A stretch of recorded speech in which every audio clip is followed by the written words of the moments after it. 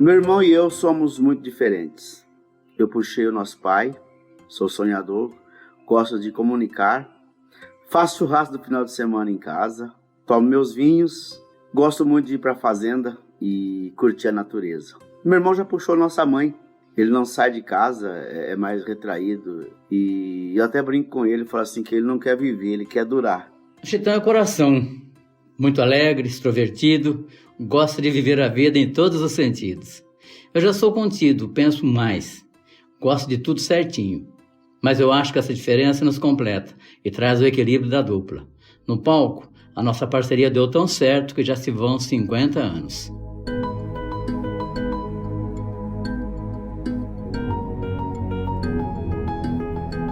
Irmãos, sócios, amigos. Todas essas relações envolvem dedicação. Manter todas elas juntas, com uma mesma pessoa, e alcançar o sucesso, envolve muita sabedoria e amor. Hoje, vamos mergulhar na emocionante história de uma das duplas mais conhecidas, amadas e longevas do Brasil, Chitãozinho e Chororó. Ouça, no final do episódio, as reflexões da professora Lúcia Helena Galvão, para ajudar você a se conectar com a história e com você mesma. Eu sou Geise Diniz e esse é o podcast Plenai. Ouça e reconecte-se. Bem, eu sou o filho mais velho de 8 irmãos, o Choro é o segundo, 2 anos mais novo que eu. Lá na cidade de Rondon, no norte do Paraná, a gente morava numa serraria, porque o nosso pai era motorista de caminhão, transportava madeira a semana toda, e a nossa casa era uma casa muito pequena, muito humilde, com fogão a lenha, com lamparina, não tinha eletricidade, e rádio a gente só ouvia à noite no escritório da serraria. A gente sentava na varanda e ficava ouvindo as duplas sertanejas que faziam um programa nas rádios de São Paulo. Então a gente ouvia Tonico Tinoco, Jacó Jacozinho, Tião Carreiro e Pardinho, Zico e Zeca, muitas duplas que são muito importantes até hoje na história da música sertaneja. Nós tivemos uma infância com muita liberdade, de correr, brincar, jogar bola, pinar pipa, bolinha de gude, rodar peão, aquela coisa gostosa do interior que já não se vê mais, principalmente nas grandes cidades. Eu acho que a minha parceria com meu irmão começou aos 7 anos, ele 9, né? 2 anos mais velho do que eu. Ele era responsável por me levar para a escola e trazer, claro. E era bem distante de casa, tinha uns 2 quilômetros, eu acho. A gente ia por uma estrada de terra, aqueles 2 molequinhos. Bem, a influência da música veio do nosso pai, o seu Mário. Na adolescência, ele fez a primeira dupla com o João Mineiro, que depois, mais tarde, veio a fazer sucesso com a dupla João Mineiro e Marciano. O nosso pai teve de deixar o sonho de ser artista para trás e foi para o Paraná. Lá ele construiu a família, mas continuou sempre cantando e compondo. E nosso pai passava a semana toda viajando, transportando madeira. Quando ele voltava, ele pegava o violão e cantava com a nossa mãe as músicas que ele ficava ensaiando durante a viagem. Como não tinha gravador, eles repetiam as músicas várias vezes. A nossa irmã Rosária um dia rasgou o caderno de música dele, de composição, e ele queria lembrar uma música e ficou muito bravo. E ele já estava pensando em dar uma surra na Rosária. Aí eu falei, não pai, se for a música tal, fica tranquila que nós sabemos cantar. Aí a gente começou a cantar. O Choró, que tem a voz aguda, começou a imitar a mãe e eu comecei a imitar a voz do pai, mais grave. Aí nós começamos a cantar a música Cortando Estrada. Quando nosso pai nos ouviu cantando pela primeira vez, ele ficou bobo e falou, nossa, vocês sabem cantar direitinho? Quem que ensinou? Nós falamos, pai, foi o senhor e a mãe. Quando vocês cantam aqui em casa, a gente fica perto ouvindo. E assim a gente aprendeu. Aí ele falou, e o violão? Quem ensinou? Vocês sabem? A gente também sabe um pouquinho. Lá, o ré, o dó. Aí mais uma vez ele falou, daqui para frente, eu vou ensinar para vocês tudo que eu sei. E assim começou a dupla, os irmãos Lima.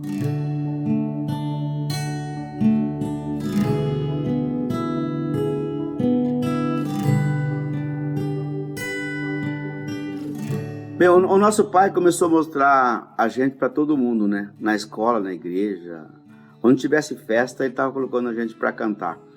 E tinha um programa de calouro na cidade, lá no clube, lá em Rondon, que o prêmio que a gente ganhava dava para comprar pipoca, dava para comprar ingresso do cinema, e a gente adorava, porque matinê, todos os domingos, a gente ganhava o prêmio e já comprava o ingresso e ia assistir o filme. E eu me lembro que uma vez a gente estava no meio de um filme do Mazzaropi, um filme muito engraçado, e o nosso pai entrou na sala assim, de cinema, achou nós dois no cantinho lá, tirou a gente da plateia. Eu falei, pai, mas nós estamos vendo o filme. Ele falou assim, não, nós vamos ter uma festa de aniversário na casa do compadre fulano de tal, e eu prometi de levar vocês lá para cantar. E nós saímos chorando do cinema, de tanto que a gente gostava. Aí no caminho ele foi consolando a gente, acabou o nosso choro e chegamos da casa do nosso compadre e começamos a cantar. E ele fazia sempre isso com a gente. Ele adorava ver a gente cantando e adorava ver a plateia se emocionando com a gente, desde criança. Bem, quando eu tinha 12 anos, a gente teve que mudar para São Paulo. Nosso pai quis sair do interior porque a nossa mãe, ela tinha uma doença, ela era bipolar, que a gente veio descobrir isso muitos anos depois. Mas aí ele aproveitou para fazer o tratamento da nossa mãe numa clínica em São Paulo e começar a mostrar a gente nas rádios. Na mudança, a nossa mala era um saco, o cadeado era um nó. Eu me lembro direitinho como se fosse hoje. Nós de calças curtas, que era como os meninos usavam naquela época, final dos anos 60. Viajamos na carroceria de um caminhão de Rondon até Londrina. Pegamos um trem e descemos na estação Júlio Prestes, em São Paulo. Nosso pai arrumou um emprego como motorista de ônibus na cidade de Mauá, no Grande ABC. E nos mudamos para lá. Ele canalizou aquele sonho da música na gente. Um dia, seguindo o conselho da nossa avó, a mãe dele, a avó Maria, ele nos levou para conhecer Geraldo Meirelles, que era um apresentador de programas de rádio e televisão. Quando ele nos ouviu pela primeira vez, ele falou, caramba, vocês são muito afinados, mas Irmãos Lima, nem pensar. E sugeriu o Chitãozinho Chororó, que era o nome de uma música do Atos Campos e do Serrinha, que fala sobre dois inhambus, o inhambu Chitão e o Chororó. Dois pássaros que cantam muito bonito. A gente chegou em casa revoltado, particularmente eu, achei que esse nome era horroroso, muito caipira. Caramba, cantar música sertaneja com o nome de Chitãozinho Chororó, nada a ver. O Chitão, para me zoar, me chamava de Chororó, e eu falava, que Chororó o quê, rapaz? Meu nome é Durval. Quando eu fiz 14 anos, a gente era muito pobre e passava muita dificuldade. E eu não via a hora de completar 14 anos para ajudar, para começar a ganhar um dinheiro. Inclusive, eu até parei de estudar para começar a trabalhar. E aí o nosso pai me arrumou um emprego de cobrador de ônibus na aviação Barão de Mauá. Foi o meu primeiro emprego. Eu já fui lá, tirei a minha carteira de trabalho, eu tenho ela até hoje.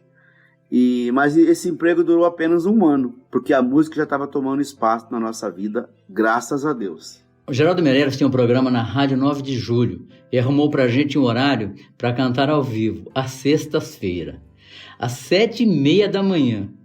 Nós morávamos em Mauá, a emissora ficava na Vila Mariana. A gente acordava às 4 horas da manhã, caminhava 20 minutos, pegava um ônibus por mais 20 minutos, depois 40 minutos de trem até a Estação da Luz, mais 20 minutos de ônibus até chegar à rádio. 2 moleques sozinhos com 2 violões.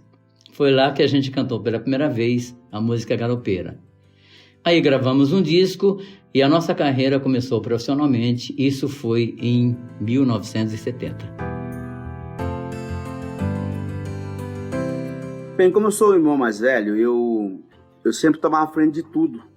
Era meio que o empresário da dupla. Marcava shows, fazia contato, marcava entrevista, programa de rádio.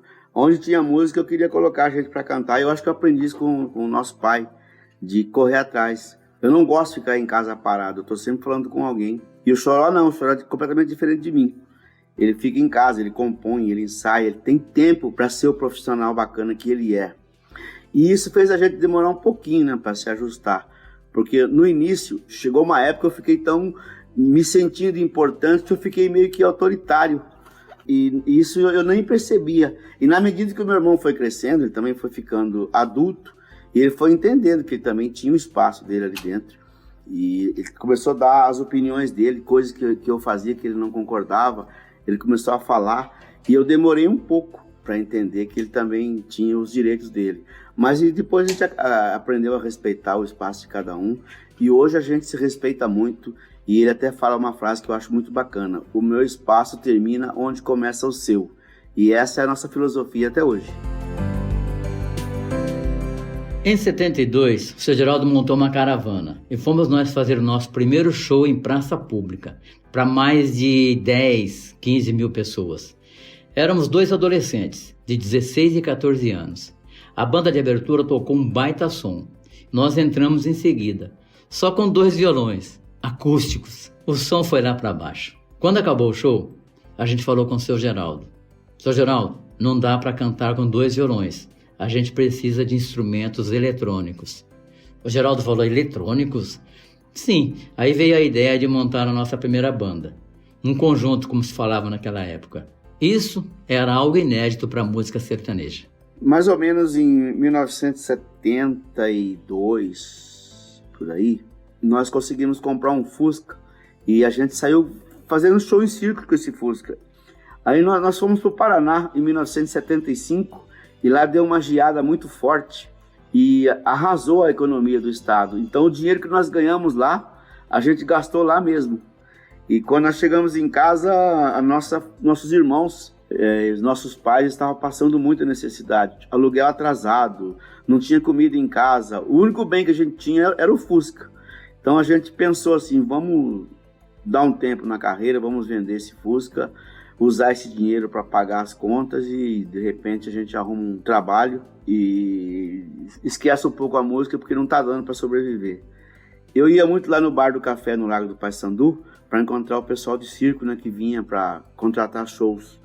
Então eu voltei para lá, eu e o Choró voltamos para lá para ver se encontrava com alguém. E pensando seriamente, dentro do carro, um conversando com o outro, ali por perto da Avenida São João. Aí eu falei: Choró, vamos ter que vender esse carro e não tem jeito, a nossa vida está muito difícil.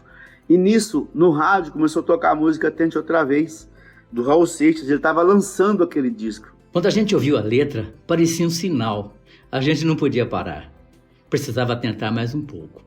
Chitão teve uma ideia de ir falar com a gravadora e pedir um adiantamento para o próximo disco. Com aquele dinheiro, conseguimos pagar as contas, encher o tanque do Fusca e tentar de novo. Depois daquele dia, tudo começou a dar certo.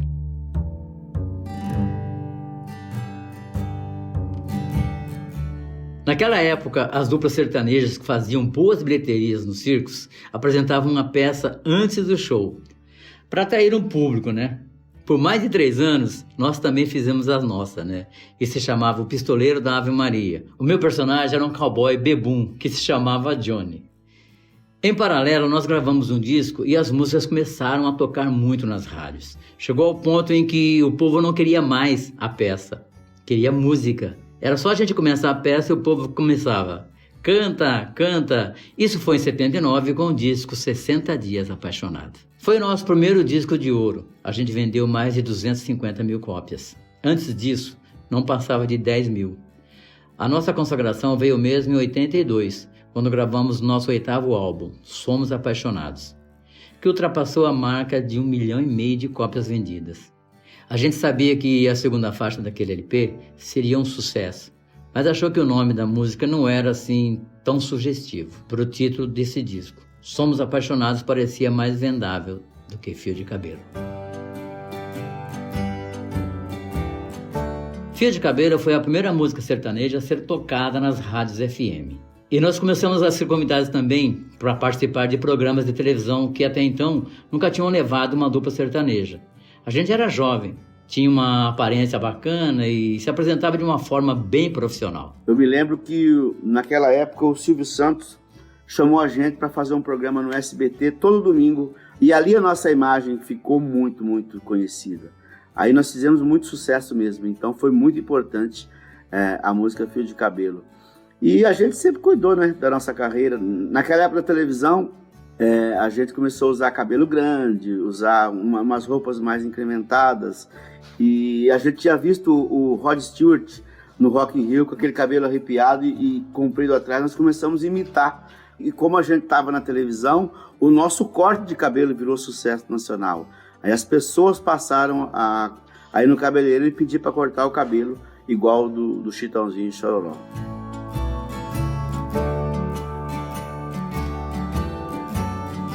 O nosso pai, ele chegou a ver assim, um pouco do nosso sucesso, porque ele faleceu em 83, ele morreu muito jovem, com 51 anos, e ele chegou a acompanhar a gente assim, em alguns shows. Então ele começou a sentir um pouco o sucesso da música Fio de Cabelo, e infelizmente ele se foi muito cedo, mas ele deixou um legado muito, muito bacana. Ele não só colocou a gente no caminho da música, como eu acho que essa harmonia, né, que existe entre nós se deve muito ao sonho que nós realizamos do nosso pai, que o sonho dele sempre foi fazer de nós dois uma dupla famosa.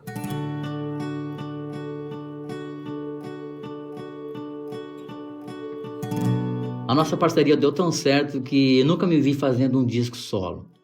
Já tivemos muitas brigas feias, sim. Todo irmão tem, né? A gente pensa muito diferente em muitas coisas, mas o nosso privilégio é ter a música como nosso elo, nossa força, nossa paixão em comum. Esse amor supera qualquer desavença. Nas vezes em que a gente se desentendeu, o ranço fica para trás quando pisamos no palco. Começamos a cantar, aí tudo muda. A música é o nosso remédio, nossa alma, nossa vida. É muito comum, né, as duplas serem formadas por irmãos, porque é muito mais fácil e quando você aprende tudo junto, né, já vem um pacote mais pronto. Esse vínculo assim do convívio, de viver a dois, não é uma coisa muito fácil, mas quando se é irmão, a gente briga em família e não guarda rancor, sabe? Não guarda mágoa de ninguém. Eu mesmo sou assim. Eu e meu irmão, nós somos muito diferentes.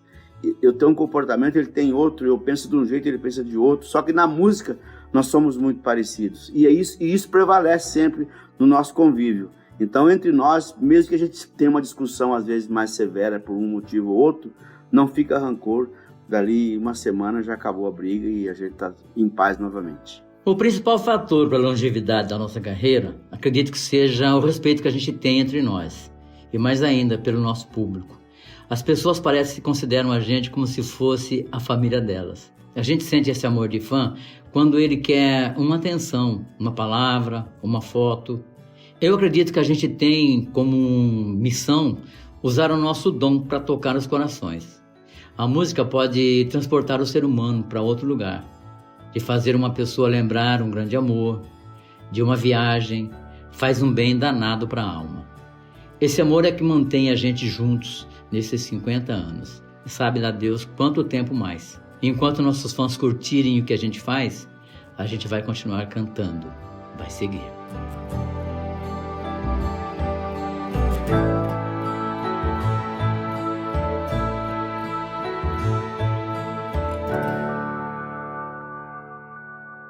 Dá pra gente dizer que o Chitãozinho e o Chororó são duas pessoas que sabem aproveitar o melhor que a vida oferece.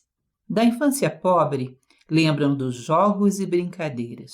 Do pai, eles lembram que passava a semana toda ausente, mas lembram do retorno e da bela cantoria em dueto com a mãe. E o pai, seu Mário, não deixou só o sonho de artista e as boas lembranças.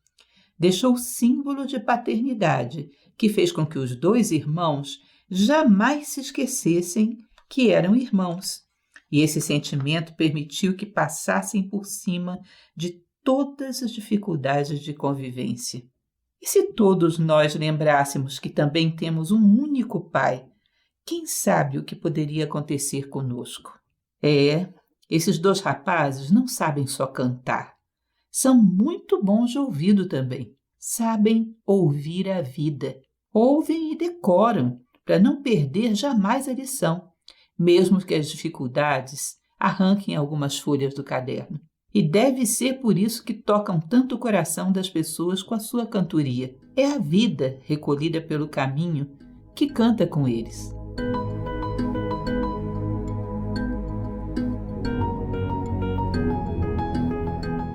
Nossas histórias não acabam por aqui.